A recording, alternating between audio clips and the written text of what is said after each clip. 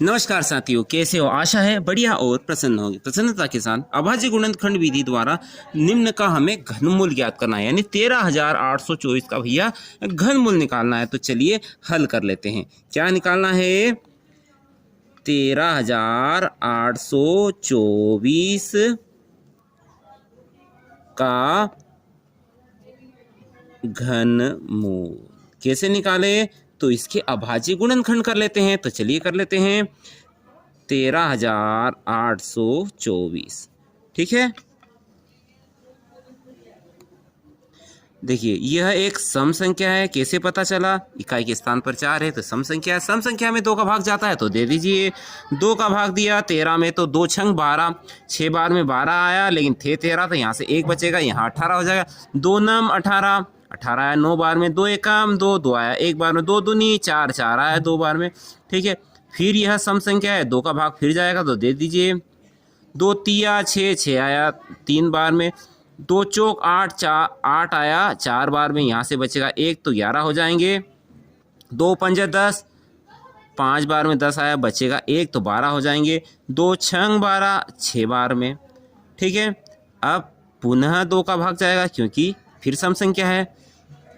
2 एकम 2, 2 आया 1 बार में, यहाँ से 1 बचेगा 14 हो जाएगा। 2 सत्ती 14, 2 दूनी 4, यहाँ से 1 बचेगा 16 हो जाएगा। 2 अठी 16, फिर 2 का भाग जाएगा।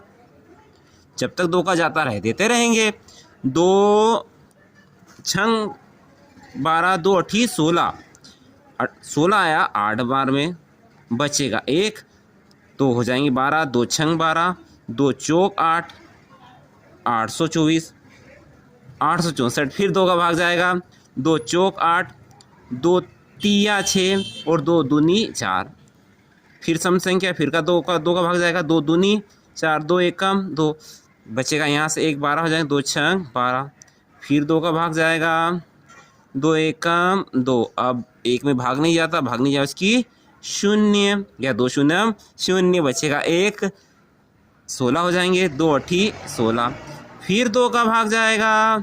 2 पंजे 10, 2 चौक 8, 54 आया, फिर 2 का भाग जाएगा। 2 दूनी 4, बचेगा 1, 14 हो जाएंगे। 2 सत्ती 14, परंतु अब आ गए 27 और 27 में 2 का भाग जाता नहीं है। अब किसका जाएगा?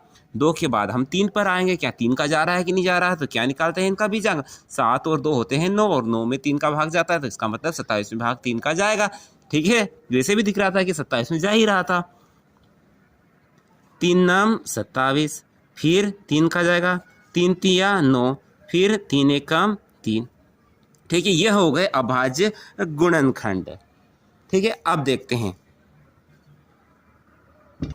तो भैया ये 13,824 की हमने गुणनखंड कर लिए। तो देखिए 13,824 के क्या क्या गुणनखंड बने? कितनी बार 2 है? 1 2 3 4 5 6 7 8 9, 9 बार 2 2 है। 1 2 3 4 5 6 7 8 9, फिर 3 3 3, ठीक है। अब इसका घनमूल निकाल लेते हैं। तो इसको करते हैं घनमूल के अंदर है। 13,824, यहाँ लिख दिया 3 तो यह हो गया 13,824 का घनमूल। तो क्या हुआ? यहाँ 3 2 के जोड़े 3 3 3 के जोड़े बनाने भैया। यहाँ एक जोड़ा बना, यहाँ एक जोड़ा बना, यहाँ एक जोड़ा बना। यहाँ से निकल के आया 2, यहाँ से निकल के आया 2, यहाँ से निकल के आया 2 और यहाँ से निकल के आया 3। तो क्या हुआ?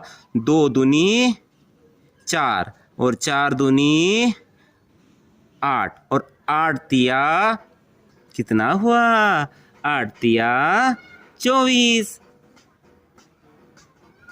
यानी 13,824 का घनमूल आया 24। आशा है यह महत्वपूर्ण प्रश्न आपको समझ में आया होगा। वीडियो अच्छा लगा हो तो लाइक करें, चैनल पर नए हो तो सब्सक्राइब अवश्य करके जाएं। अगले वीडियो तक जय हिंद, जय भारत, वंदे मातरम।